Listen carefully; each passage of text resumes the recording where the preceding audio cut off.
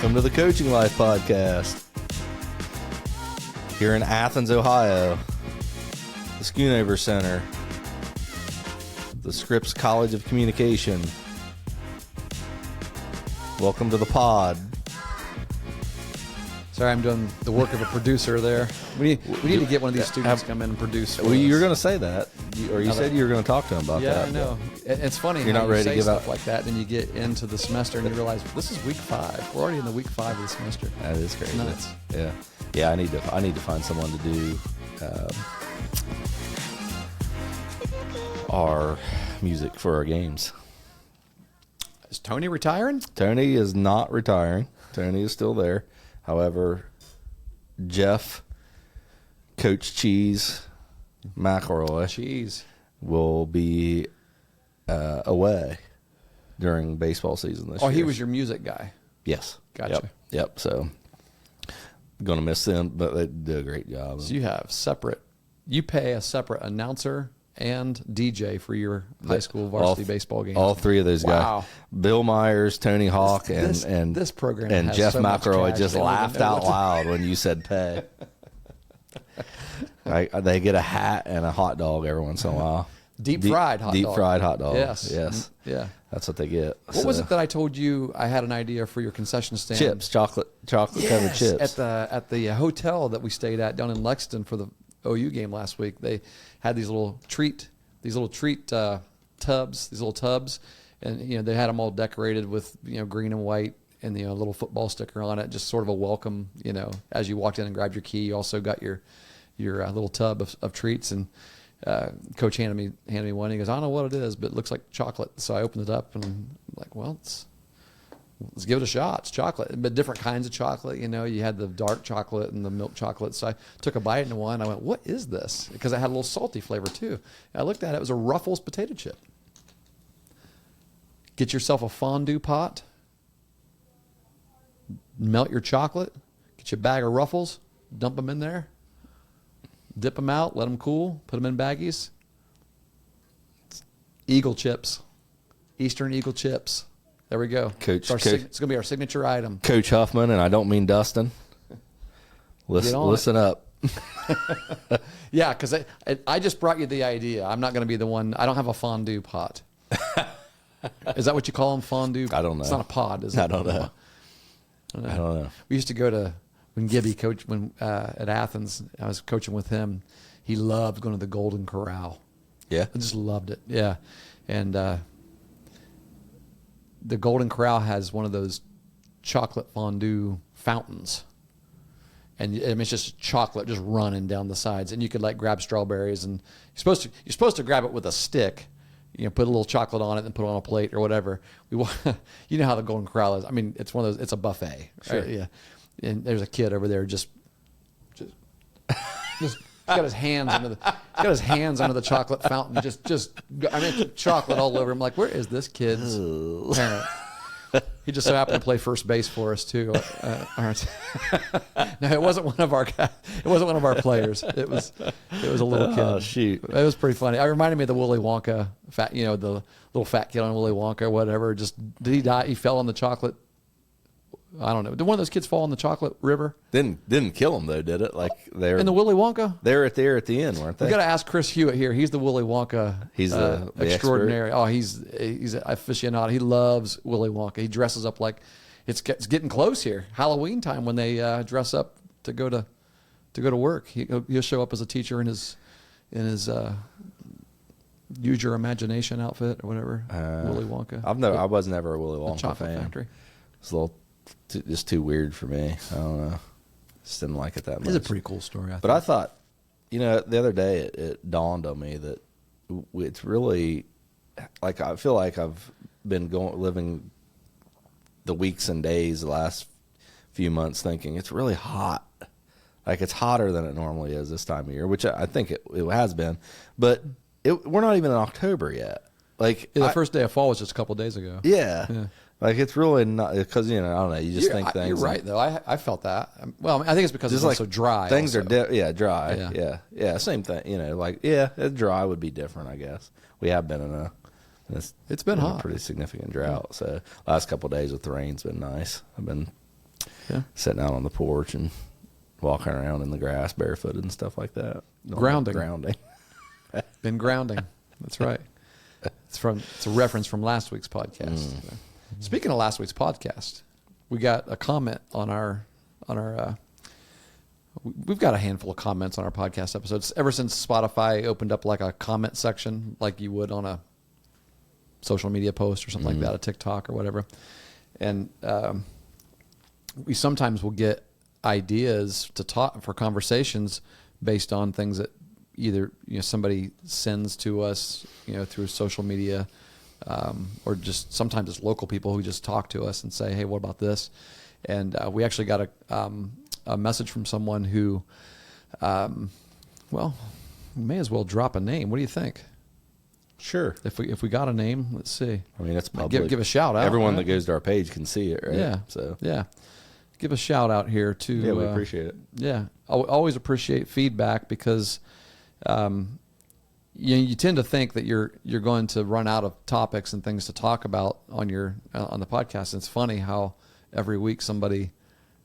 You just in a conversation you talk, or because we're talking about sports and we're always going to games, we observe something. Yeah, something happens at Eastern that we end up talking about. Yeah. Eastern, just Eastern. Then nothing ever happens at Meg's.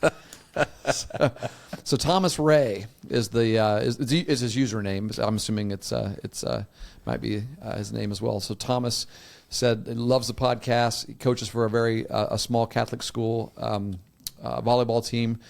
Which opened up about 5 years ago.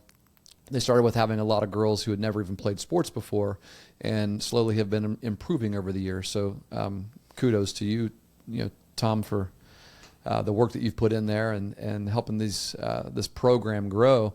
He said this year we have a much more solid team, but I still feel like they lack a winning mindset, which is that's a big thing. It's a big thing. That's like a whole episode right there, because he asked, what does a winning mindset consist of, and how do you foster that in your players and your teams, especially when you hardly win, when you don't win games, right? And so I replied and said, of course, thank you very much for it's an awesome question. In fact, it's a question that we are limited. I don't know if people realize, like in those responses, you're limited to like 270 characters or something like that. I tried to send somebody a response to one comment one time, and I got partway through, and I'm like, it won't let me keep typing. And so you got to be pretty concise in what you say. Or shorthanded. Yeah. Internet shorthand. So I said, well, let's just dedicate an episode to it. How do you create a winning mindset in a bunch of losers? Right. Listen, there are losers and winners in this world, right? Sure. And that's you're one of two people. We laugh when we say the word losers because I think it's part of the issue of the culture. Culture's gotten soft. Our culture in our Western world, we've had. Just think about the United States of America. We had a good 200-year run, right? What's happened to us here in the past 20 years? We've become a soft people. Well, I would say, and there's we did have a good 200-year run, but the majority of that 200 years was met with a lot of adversity, yes, and hardship. And what'd you say last week about the time that we're living in now? Good times make weak people. It's the best time to be alive, right? It's the best time to live in this country. Okay. Yeah, right. Yeah, it's good times, and good times make weak people. It's exactly the same point. Is we've had a lot of years here, where, well, listen to what people complain about in today's world, right? I mean, think about it. How silly is it? Like, people will complain about being given too much cream in their $6 Starbucks drink, been out of shape about something like that, First world, and it issues. is. And when I say winners and losers, that's a loser mindset. And the problem is we don't see it that way because it's who we are. We've built a losing mindset because we're soft. We're soft. We got to figure out a way to And I know that's not what Thomas is asking here, but Well, maybe it's it one of is. the things that came to my mind Because I think it's a cultural issue as much as it is, and not just a program culture or a school culture, but a society. it's a big issue. Yeah, it's a Yeah, our we're culture. okay with losing, Yeah. or we don't realize. I think most we don't people- realize we're losing. We may yes. not be okay with it Because you have to, they're right. So, coming in, it's like, how do you define winning? Like, that's important. Like, how do There you you go, define yeah. winning, Yeah. But I think that you're right about that. Like, I was going to say, like, most people wouldn't consider that losing. That's Right. not losing. right? But it is, because it's got, like, when we're talking about culture, and we said it a couple weeks ago, culture is how you behave. Mm-hmm. It's not how you want to be, or how you want to be perceived, or how who you want to be. It's who you are. Yeah. That's your culture. And when you do things like that consistently, Complain, blame, make excuses. it's part of the problem. Yeah. Yeah. Now, I would say, like, for Coach Ray, I think it does. These things start in the home. Yeah. And we have challenges in that regard. do. As a society, obviously, and as coaches, and it's easy for coaches to say, "There's nothing I can do about that." I think there is. I think there are things can we fix it? Probably not. It's going to be a challenge. Yeah, like if you've got a whole team built, if you got a team where a program of a bunch of kids in your program who have had everything handed to them all their lives and they haven't had to work or earn anything, and they're coming to you to play a sport, what do they have to do? They got to work and earn it. So you're teaching that perhaps for the first time. Yeah, and a lot there's of your challenge. A lot of us don't understand. Why do I have to teach that? Right. Like, that makes no sense. Yeah, but you do. you do have to teach it Because Yeah. it's not. They don't. It's a learned behavior. It's a learned mindset. Yeah. And a lot of people have not been needed to learn that for whatever reason. So you're saying go beyond what you're doing as a team, what you're doing think beyond your practice plan and think about what's going on in that home. I think you have to. I think you're coaching them as people, as long well as- term, right? Yeah, And when we're talking about a winning mindset, we are talking about a long term solution. Because it's hard to make that change very quickly. Yeah. It just is. That's the reality of it. It's hard to to get that implemented and so that throughout your program, that's the way we do things, and it's a positive way and a winning way. It's hard to make that work. And so I think that starts in the homes. It starts with the youth of your program. Now, I don't know what kind of situation Coach Ray's in. If he's coaching a college, it sounded like maybe a high school. Yeah. I don't know what level it is. It probably is And he said junior high or high school, something like that. Yeah, Maybe. so, and maybe he's limited, Sure. in that way.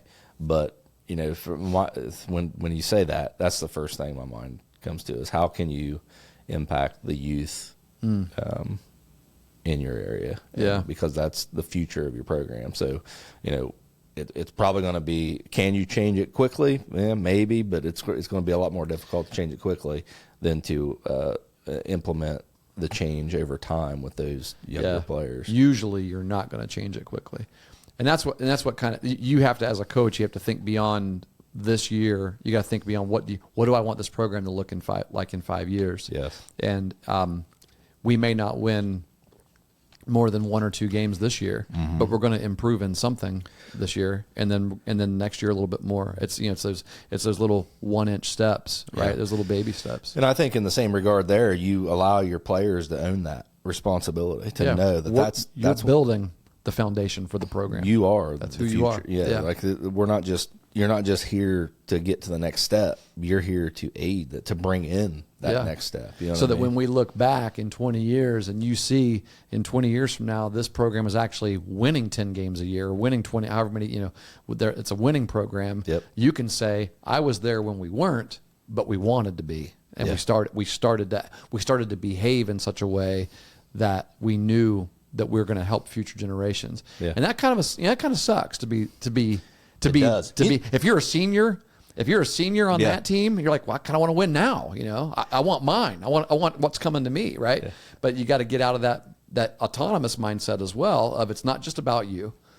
If life is all just about you, then you're going to have a hard time with this concept. Great men plant trees, of which the shade they'll never sit in. Yeah. Yeah. You know where the parallel to that is older siblings. Yeah. And I've told Jake this quite a few times. Like if Maya succeeds, that's a win for you. Yeah, it is. Because you're a big part of the reason he is who he is. He's watching your failures and learning from them. Absolutely. Yeah. Yeah. So you rejoice. We and parent celebrate that way. We do. Right. Do. Yeah. Absolutely. Yeah. You fail with your older kids, and then That's true. Yeah. Yeah.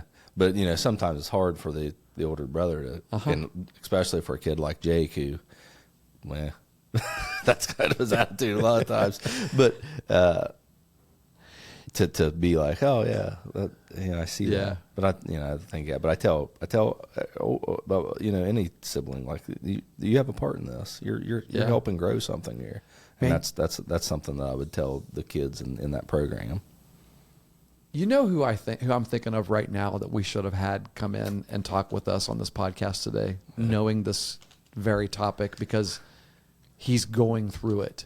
He's going through exactly what Coach Ray messaged us.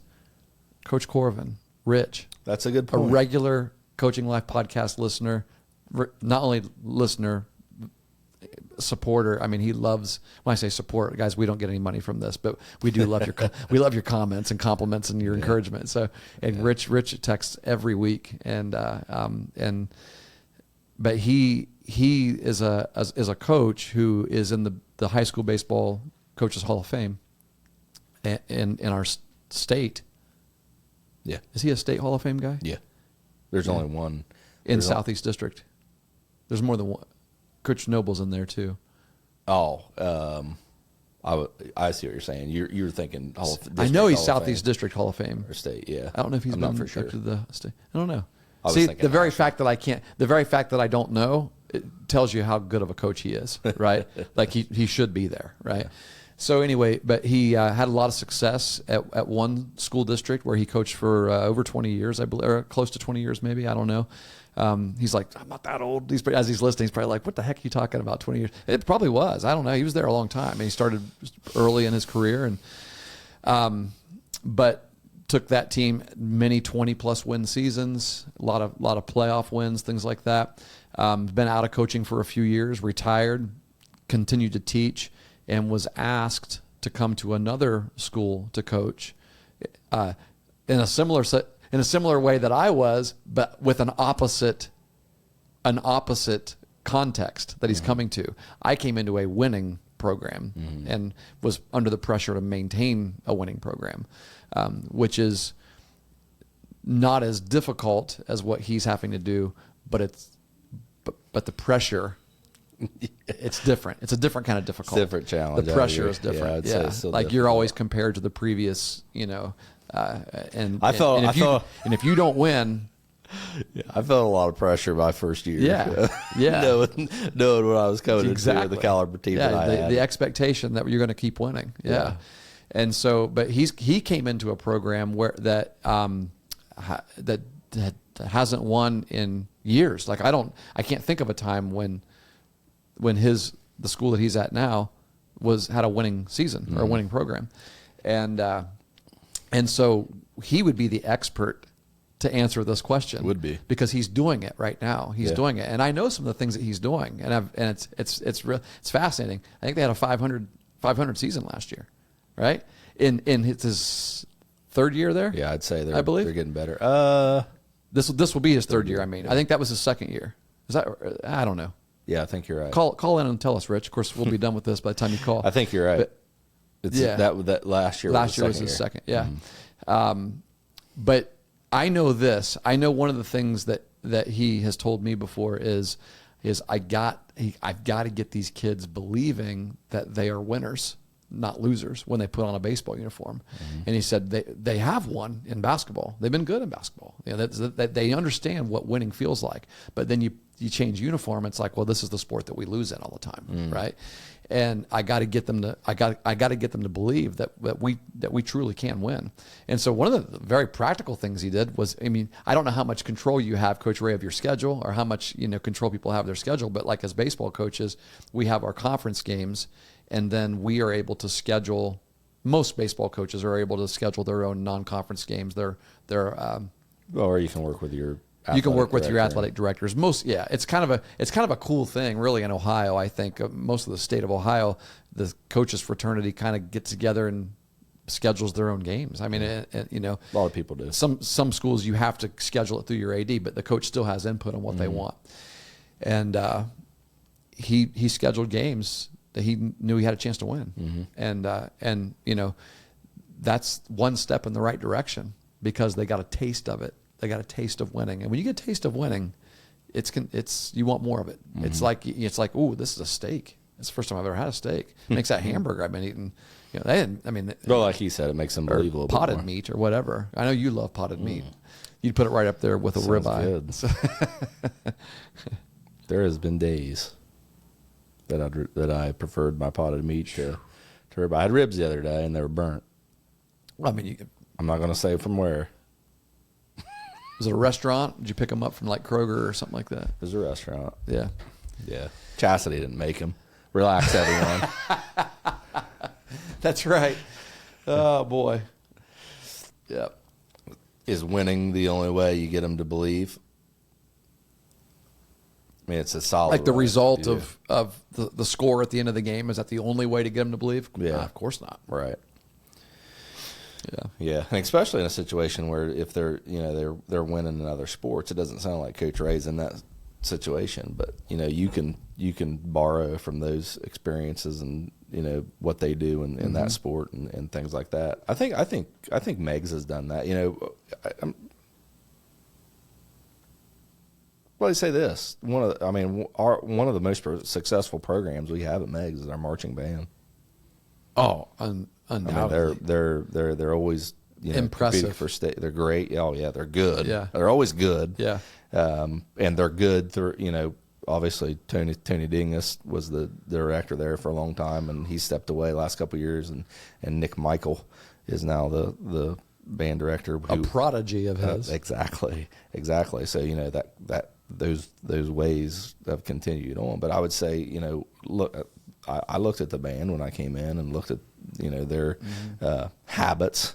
Yep. I'll mention that in a minute, and how they handled things and what they did to know some things that you can do to incorporate what they do into the program. But yeah, you can borrow from that. And I would say the baseball program has been the same. Softball for the girls, those programs have historically been very successful from when you're looking at Meg sports, right? So you can borrow from those programs. If you don't have that, which it sounds like this is a new school, maybe there's the kids in this situation, they have no winning at all. I think that that's when it gets a little closer to life and to who you are and what you believe in. Yeah. And we've talked about this before. You always fall back on your training. Yes. In the moments that are pivotal to winning and losing a competition. Yeah. Right. When those moments come up, you fall back on. You don't rise to the occasion. Yep. You fall back. Yeah, it's a fallacy on what you know. Nobody rises to anything. Saying So what as a coach, what are we building in who our athletes are and what they know they are as people and their habits. So I know you picked up a couple books. I picked up Atomic Habits yesterday from James Clear. One of the best. Yeah. One of the best. And the concept, it's very simple. If you want to be a winner, that's not you don't behave. Let's see how I'm going to say this. If you want to be a winner, that's your goal. Right? Yeah. But how do you get to your goal? You get to your goal through winning habits. Yeah. And sometimes those habits are going to bring you, on some days they're going to bring you success, and sometimes they're going to bring you failure. But you have to stick to those habits. Yeah. And that's how you become a winner. So yeah. Do you have habits that align with your goal? Right? If the goal is winning, then you got to ask yourself, what habits align with winning and what habits align with losing. Yeah. And which of those do I have more of in my life as a program, as a team? Which of those what do we allow? You know, I asked, I mentioned this before. Parker Navarro and I always meet before we record. Yeah. He's the quarterback here at Ohio University, and We had him on. we had him. Was it on. a year ago that we had him on? It was more than that, I think. Was it? It might have been a year ago. I think it was the beginning of last fall, maybe, when cause we talked about coming in as a backup and being Curtis Rourke's backup. And I'm sorry, I'm looking. I'll find it eventually. We can tell you what episode he's on so that you can go back. You can go back and listen. But it was phenomenal, really good episode. Finish your But he asked me when he came into my office. He's like, "What's your podcast about today?" And I told him, and he said, "Oh yeah." He said, "I remember when I played volleyball in high school." Because he played men's volleyball. They had his high school out in Arizona had men's volleyball, and he went to two different high schools. I don't know if he transferred or if his family moved or how that happened, but he said the first high school that I was at, the volleyball program was terrible. Like, we didn't win. I mean, it just wasn't good. And he said, but the school I transferred to, that program was really good. And I said, well, let me ask you, what did you observe differently? Because you were in both, right? I mean, obviously, the school that has the better program probably had some better athletes. He said, yeah, there were, but he said that wasn't the big factor, right? We had talent at the other school that lost a lot. And I said, what is just like one or two of the things that you observed that like you could remember and you can think back through? And he kind of scratched his head, and his answer was awesome. He said it was probably just the little things, like the things that I noticed right off the bat was like the way they approached like before practice, things that the guys talked about and did before practice at the new school versus the old school. He's like, you know, after school, before practice at the old school, everybody just run to McDonald's and get something to eat, and you know, and come back, and maybe they'd show up late, you know, just in time for practice or not quite ready and whatnot. They said at the new school, there wasn't any of that. It's time. It's, you know, now we're going to get ourselves ready. We're going to go out there early, and we're going to start working on, you know, fundamentals together before we even start our warm up. And I think from a program standpoint, that's it. Like that's one of the ways. Like you could take an actual, you know, practical change that you can make. You know, I've told you about, you know this. I mean, I think I've talked about it on the podcast too before. One of my favorite things that I've implemented in my baseball coaching is that pre-practice, what we call individuals time. And you can tell when you have, because some kids will take advantage of it, and some kids you gotta nudge a little bit and remind, you know, this isn't just social time. It is social time. Like it's you know, for us, what that is, like, if you know, for anybody that's listening that doesn't know what I'm talking about, you know, you could, just like what Parker was saying, you could go straight from school. You know, for us, our practice doesn't start until 4 o'clock or 4:30 when our coaches can actually get there, because all of our coaches have jobs outside of the school district. And so we don't have the luxury of going, you know, the school bell rings and then we start practice at 3:30 or 3 o'clock.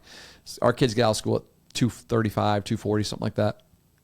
But I always write in the practice plan that individuals time starts at 3, and it begins with getting our stuff ready for practice. Because in the practice plan, I'll put, you know, these are the pieces of equipment we're going to use this year, for this practice this night. The hack attack needs to be on the field, on the mound. The other, you know, the jugs machine needs to be in the outfield, down the first baseline. We need the tarps pulled. We need the bases on. Just everything that needs to be out. Ball buckets need, you know, this is where the ball buckets need to be. You need to have one in the cage, one here, tees here. And so as soon as you're done, you know, you go to the locker room, get yourself something to eat, you know, get your snack, be in there. But I want everybody out there, you know, doing this. Like, is it mandatory? Is it am I monitoring to see, like, half the time I'm not even there yet. Right. So if somebody rolls out there at 3:30 or 3:45, you know, and practice starts at 4, I don't know, but you know that you're starting to develop this winning mindset when you walk out there and your whole team is out there and your pitchers are doing pickoff moves, and your catchers are working on receiving, and you got guys out there shooting balls through the jugs machine and just catching fly balls, dropping them in a bucket. Because I don't want them, like, they're not warmed up yet, right? But there are things that you can do to get your, if you need extra stretching, that's the time to do it. If you need extra band work, that's the time to do it. If you need to go over some things mentally with your teammates, like the signs, if you're unsure, I created a chart, a list of almost, I would say there's probably 50 things on there that you could be doing every single day to get better as an individual, because we're not going to be able to work on these things in practice as a team in our 2-hour practice. Now it turns your practice into a 3-hour practice, right? Well, some of your programs have more, 3.5, 4-hour practices anyway.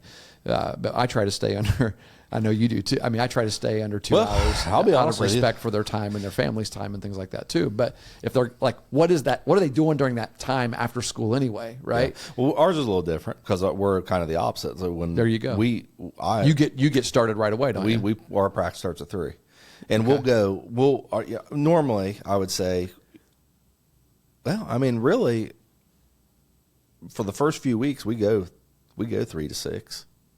Yeah, well, we do too. Okay. Like, I guess in my mind, I'm thinking like mid-season, we're playing games and practicing. And I think at that point, our practices aren't more than 2 hours. I mean, sometimes it's an hour and a half.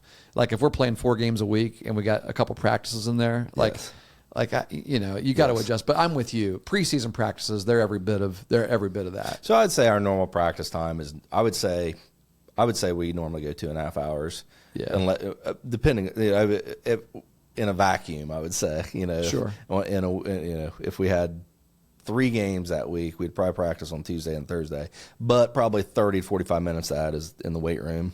Well, yeah. So, I mean, it's still practice. Like if I'm counting, if they're away from their family, then they're practicing baseball. Yeah. That's what it is. Yeah. So. But I know now here's the thing, and I got some grief for it because the first year that I came in, I would say we averaged 3 hours of practice a day, and we'd practice every day. But I had a very, very hungry group. Yeah. And I had a group that had a strong desire to be there. And that was one of the things. Coming in, I knew, listen, don't screw it up. You know what I mean? Like that was if you stay out of the way. I had that more than implement yourself. I came into the exact same situation. Right. And it's a credit to, that group of kids' parents. Yeah. And their coaches and the youth, the previous coaches they had in junior high and high school that brought them up and taught them. They were a bunch of baseball players, man. Just fun to be around. And so I knew these guys were gonna. They knew what they were doing for the most part, and there were some things that I could. Those are fun. Those tweak are fun a little years bit and help. Yeah. But just don't go in and change a lot of stuff. But they really wanted to work. But when we're there 3 hours, some people see that and say, what are you working those kids so hard for? Right. Keep them there or whatever. Right. But I don't recall a day that that group of kids said where we're here too didn't long. want it. Yeah. Where they didn't want it. Yeah. So, but it's flex. You have to be flexible. You have to adjust to the team that you have. You have to adjust to your schedule. Like you said, if you have 5 games that week, you got to practice. Make it very pointed what you're going to work on. And for sure. But it's good stuff. Yeah, I think I always want to try to be really practical. Like what are some things that like Coach Ray's listening to this episode, and what if you're taking notes, right? Like what are some things I can start doing? Right? I want to make this real, right? And so as I think through that. I'm thinking through. So, Coach Deegan, we had Coach Deegan on our Mike Deegan on our podcast back when I think it was when COVID first began. He was one of the guys we had on remotely through Zoom because I think we had. Oh, by the way, it's episode Parker Navarro was on. Oh, you found him? Episode 149. It was a year ago, September 27th. No way. Yeah. That would have been exactly a year, like this week. Yeah. That's awesome. And that's my birthday. Oh, I forgot to mention in a couple days. I thought, 29. We We just tend to forget. Like, Our family doesn't. Does your family do birthday stuff? No. We're not. I mean, my mom It's makes kind of cakes sad. and she's though. really do, good. Do you, do you It is celebrate your kids' birthdays? I feel bad. Like I do too, but our kids don't care. No, we don't. It's We never didn't. been that way. Like Brock's birthday was 2 weeks ago, and we I stopped. think we went over to his house on Sunday afternoon, the week of his birthday, because it was like a Friday night. He had a football game or something like that. And, I sent him a text, said "Happy birthday, love you," and we went over and had dinner with them and watched the Bengals or something like that on that week. But it's not like, I know some people throw parties for their wives or their husbands. big, Things yeah. It doesn't matter what age it is. It's like, it's a birthday, it's a big day. Yeah. It just has never been that big of a deal. It's like it's a day. It's like it's the day that I was born. I mean, if I feel like I'm 35, then that's how I'm going to behave. I'm not going to worry about how old I am. Yeah. I don't care about it. So Yeah. I know same. some people do though. So I got to balance that though. Like if my kids care about it, which they don't care as much about it anymore. I mean, maybe they did when they were younger, but kids never they did. just kind of adopted it from us, I think. My kids would wake up on Christmas Day. You had to wake your kids up on Yeah. Christmas Day. Yeah. Yeah. That's actually pretty cool. I feel like you're failing get as to sleep. parents when that happens. Like I'm like, what am I doing wrong? Everybody else is like getting dragged downstairs because the kid Now, got up at there 3 might in have the been a morning. year or two that There was some one kind of them- big expectation of what they're going to get. But for the most part, I mean, we're waking them up. You know? Yeah, and they're at the age now. But you're talking about when your kids were young, even you had to wake them up. Yeah. Yeah. High weird. school, we pretty much, April and I are always the first ones up. Yeah. We were. Yeah. Well, one of the things Coach Deegan talks about in his book "Let It Rip." Yeah, you're gonna Is- talk about He has notes. What can we do? He has a chapter in here called "Creating Change," creating change, and he uses his experience of coming from a strong winning tradition of winning program at Marietta College and taking over the program at Denison University, where he still is, which, by the way, went to the Division III national tournament this year. They were good. They have been for a long time. He's been there a long time, but they were not good when he first started.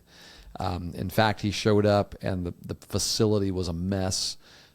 Weeds everywhere. It didn't even look like a good. There were kids that played on better high school fields than that, and he's trying to recruit them to come and play there in college. Why would I come here? I played on a better field in high school, right? People always ask me, why do you worry about the field? Why do you worry about the in field? the fall? And Why that's one of the things. Like I look want it to look good. feel good, play good, Yeah. right? Every little thing matters. Every little thing matters. Coach Jackson has put a lot of work into the locker room. I mean, for football programs, locker rooms are a big deal, right?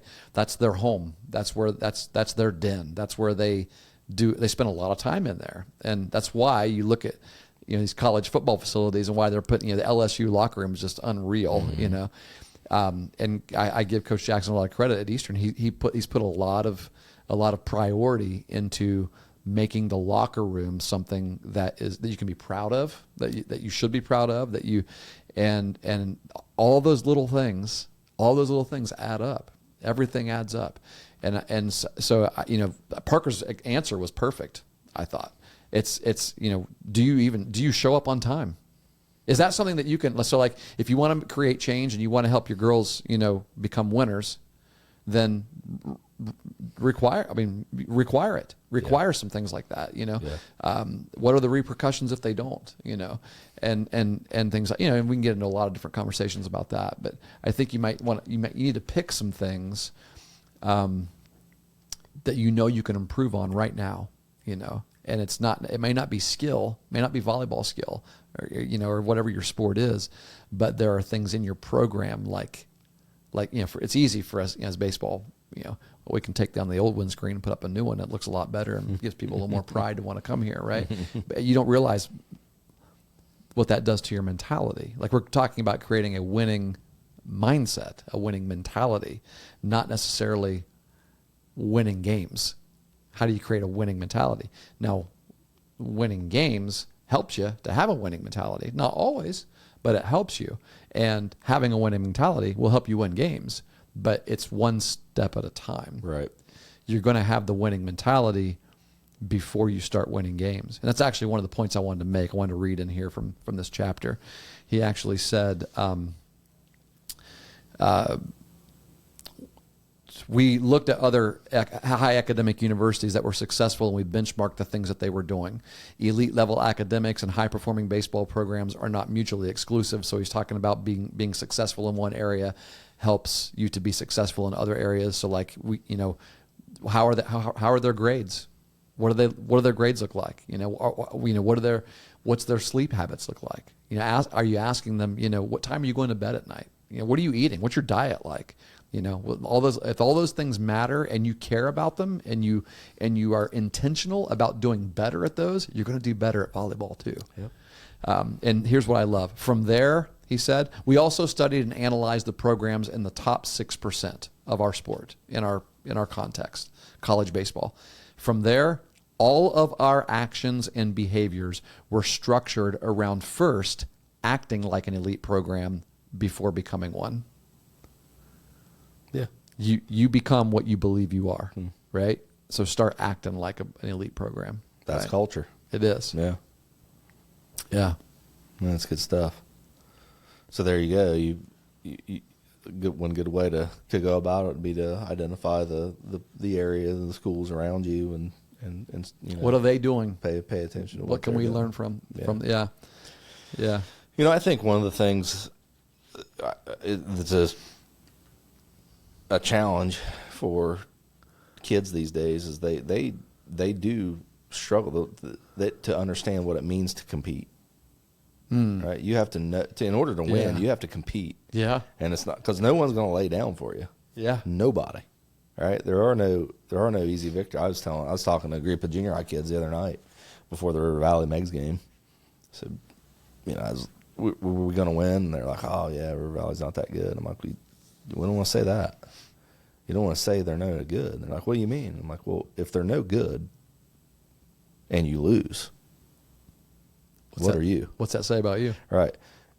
And if they're no good and you win, it doesn't matter. Yep. Right. So you always want to give your opponent, and so it's things like that. Yeah. Right. It's the behavior that you have around ideas like that, and what you push into your athlete's mind. You talked about a lot of things that goes on in their home life, like their diet and their sleep schedule and things like with sleep. Man, I think sleep. We need to talk more about that. We do. I feel like I've seen instances where sleep has, and everyone wants to know why everyone cramps so much. I think I haven't looked into it, but I have reason to believe, serious reason to believe that cramping and your sleep schedule are very related. This might be someone out there saying, "You're a complete idiot." They're not related at all. That's where we need Brock. He would have the answer for us. I really believe that. Yeah. But hey, how about how you treat your teachers? How about how you treat your parents? Right? How do you talk to them? How do you interact with them? Bus drivers? Yes. Custodians? Everything is linked. Everything is linked. Yeah. Hey, listen, I learned something about Coach Dixon here at the Ohio University's football program. Coach Dixon is retired, defensive backs coach. He's here for several years. Beautiful spirit, wonderful man. Personality is just, it's unmatched. He still comes to the home chapels, and I saw him at the first home chapel on Friday night a few weeks ago, and I said, "Hey, Coach, what have you been doing with your life, retired life?" And he's like, "Well, I've been sewing, been making some clothes, and just what?" He's like, "Yeah, I make a lot of clothing, and just doing stuff creative." And I said, I'm getting the itch to get back into coaching. So I think I might send my resume out to some high schools. I'll be darned. Like, that's not going to take long. Yeah. If somebody's going through resumes and they come across yours, you're going to get snatched up. I want him around my kids. He's got an awesome personality. And here's what, and I already knew this. I already knew that he has an awesome personality. And then I learned this. And I'm like, that's what, it's just another factor that makes you go, yeah, that's the kind of person he is. at every single road trip that Ohio University took when he was coaching, they wouldn't ever see him. Like at the end at night, he would do his meetings, go to the chapel, and then go to his hotel room, and he would sit up and write thank you. He would go and buy stacks of thank you cards, and he would hand write thank you cards to every single one of the staff members that work. So like you go to these hotels and you check in, you got the hotel concierge that helps, the team get what they need, the people that work at the front desk. Then you've got, then of course they have all the team dinners and team meals. And those team dinners are in these big conference halls, these big conference, it's like a huge conference room with food tables set up, protein food table, carb food table, everything.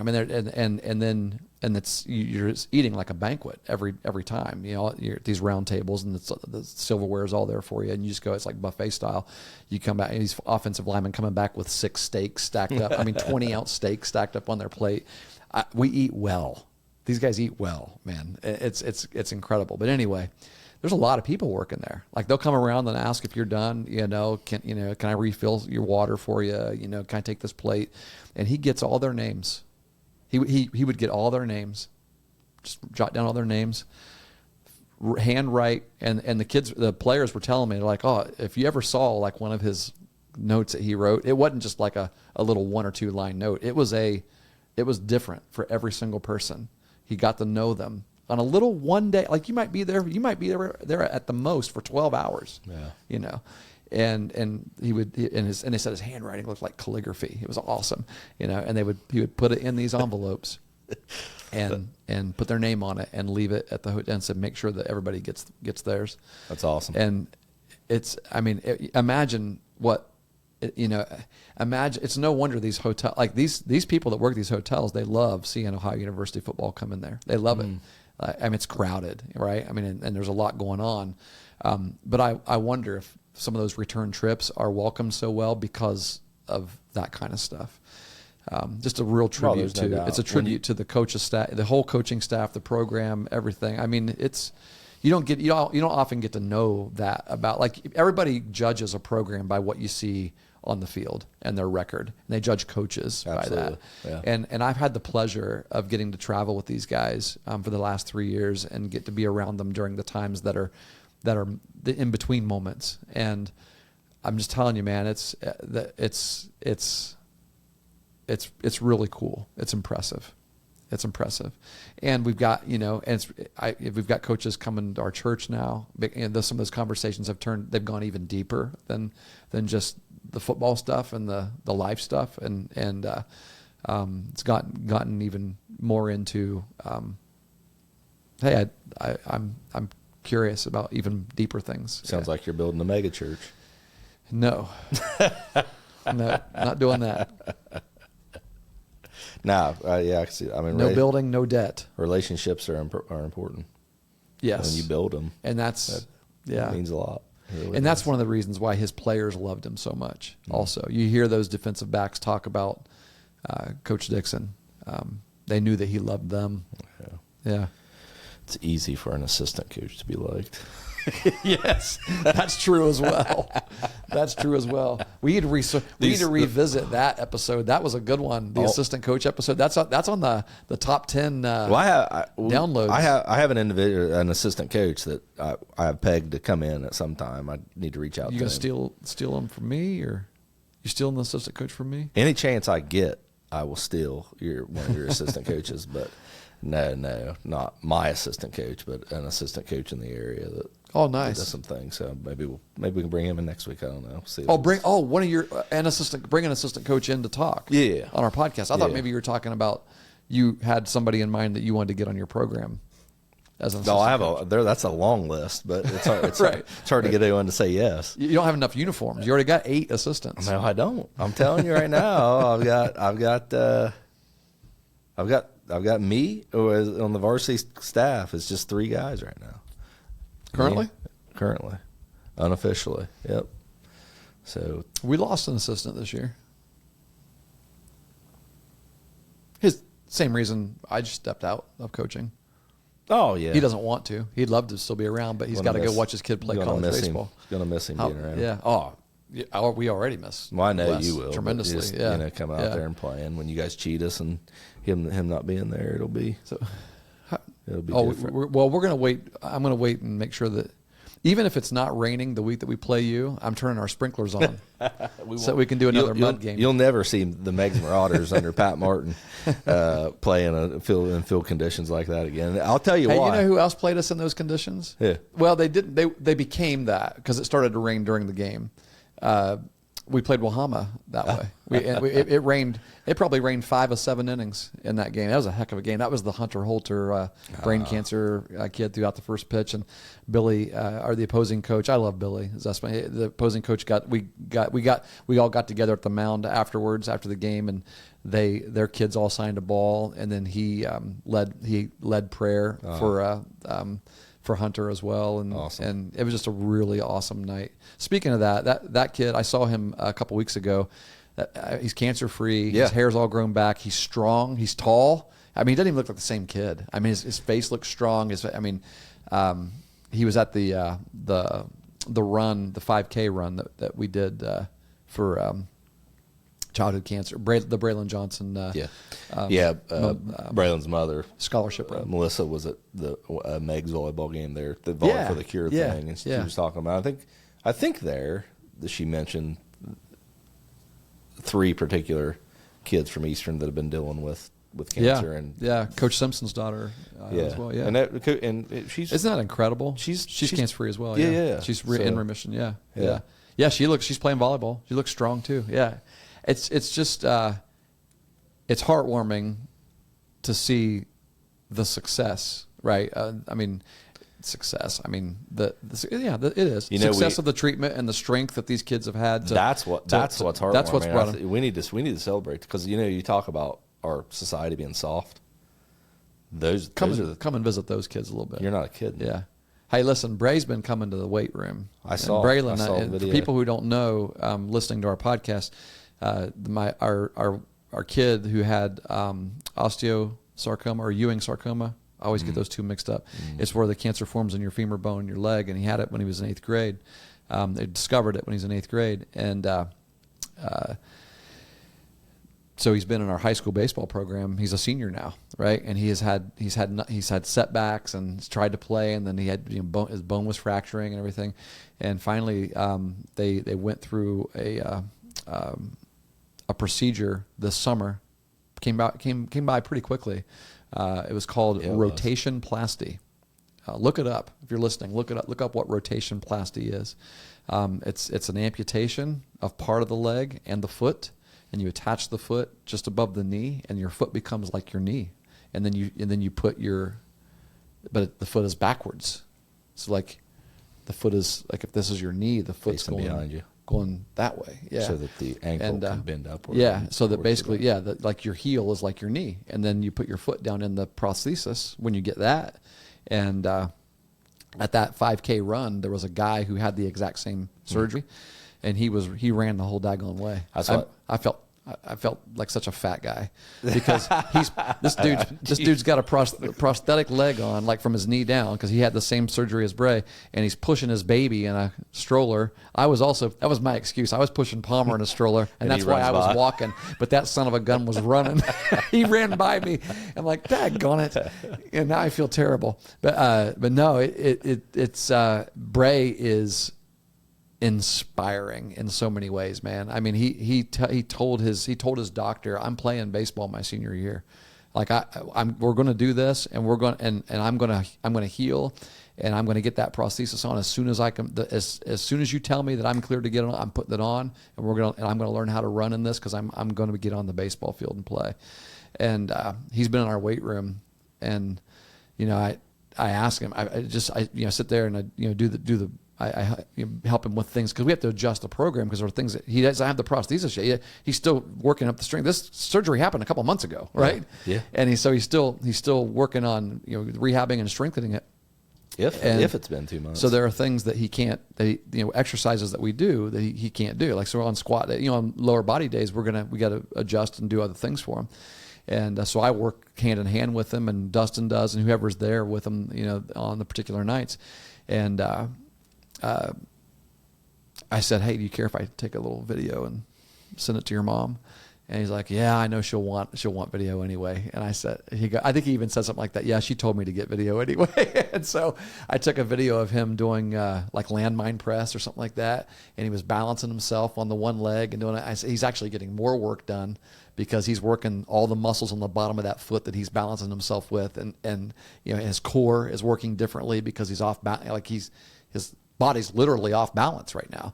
And this is a perfect thing to video. And she just said, I'm in tears sitting here watching this video. It was only like 4 seconds long. And I told her, I didn't post it on anything, but in my mind, I'm thinking, you know what? This needs to be on the front page of our Sports U app with just the words, what's your excuse? Yeah. Because we don't have one. Mm-hmm. We do not have one that's good enough. Yeah. Yeah. When I first learned about that and read about, like, the first thing that, you read amputation, and I know, like, the emotional process, the life cycle I went through, I was just devastated. Mm-hmm. And you read about that and you're absolutely devastated. And then you read about the procedure and how people are able to come through it and able to live very fulfilling lives, more so fulfilling than what they would have. Yes, because of the issues and that they had. That was what helped him make his decision, I believe. Man, I'm sure he's okay with us talking about. She makes all this really public on Facebook as well. Like, you can read everything that we're talking still about. Coming out from someone else's mouth's different. It is, but I know that was part of his processing of it. Because you're losing a part of your body. Well, that's but the that second part of your part. body was also continually breaking down. Sure. Right? Yeah. And but that, even then, the attitude and the mindset of that family, and especially of Braylon, to go forward, and just the spirit that they had to do that, and just the thought, it's like, I've got goosebumps right now. Yeah. It's like, what's your excuse? Right. And we need to celebrate those. We need those. That's the foundation of what it should be, the foundation of our society right now. Is people we began today talking about how soft we are. That doesn't mean everyone, right? It definitely does not, because those kids, that family there is not soft. No. They've been through it. Yeah, Yes, and there's a lot of you out there that have had this. So we don't mean to generalize, but in a general way, as a culture, we are. Yeah. But there are anomalies out there. There are outliers, and they're outliers for sure. The Holter family, the Simpson family, the Johnson family. That's a little school district of a little tiny school, and there's not even any stoplights in our towns. Right? I mean, and there's a lot of Meg's kids. There's, but no. Yeah. I was just kidding. Yeah, shoot, I was gonna say something else there. I had another thought. It was an encouraging thought from Bray, something that he said. Oh, no, it wasn't something he said. It was just his demeanor. Dustin and I went and visited him when he got home from the hospital. We went to their house, and we were there for, I don't know, half an hour, chatting with him and everything. And he had just gotten the surgery done. Still had I don't know how much time he spent in the hospital, but like, there wasn't any stitches or anything like that. Like, so he was in the healing process, but he couldn't do anything strenuous with it because it was still very much healing. And when we left, we kind of looked at each other, and I was like, Bray looks different, doesn't he? Like his face, there's a relief of, now I can get started. Now this is who I am, and I'm ready to live life now. Mm. Like, there was always this, one of the things that we noticed about him during this season was just this frustration. Like, you talk about a kid, like, sometimes kids get hurt in their sport and they're like, well, do I need to be there? Right. The boy never missed anything. He never missed a day. Still served Served important roles role in the team. Yes. Yeah. He could not get out there and play. He could because he was constantly having fractures and you could see it was weighing on him. It was weighing on him. Like, is this ever going to be? Am I ever going to be rid of this? Right. And I got the sense when we went and visited him after the surgery, after the amputation surgery, and the new vision that he had, that's exactly what it was. It was like, let's go. Turn the page. It's time to go. It's like next, right? Yeah. And you still see that there's a difference. That's why he's in the weight room. Yeah.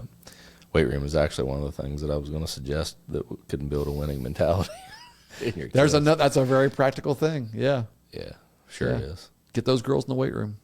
You learn how to explode. You learn how to you learn grit. You learn how to compete against yourself, which is a big drawback. But We're talking about mindset.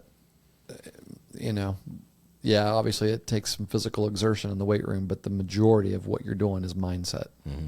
Yeah, it's because it's and part of that's going in there when you don't feel like it. Yes, getting in there. Yeah. is the big one. Yeah, For sure.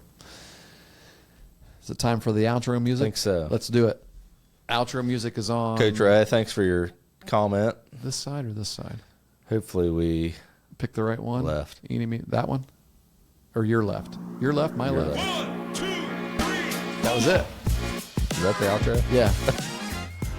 Outro was 1, 2, 3. Felt like we were. Intro was 3, 2, 1. Have you ever seen Like bringing Armageddon where they're turning the bomb off? They had to snip. Yeah. Like don't push the Not that wrong one. button. Don't push the wrong button. Yeah. Yeah. Yeah. Send us comments. More people. Let us know what you're thinking. And Oh yeah, this is fun. I love this kind of episode where we don't have to think about what we're going to talk about. well, it helps us to think. It helps us It challenges to us as organize. well. Yeah, so Yeah. we do what we're expecting coming in. So but yeah, For sure. it's been a good talk. No doubt. See you next week. Yeah, buddy.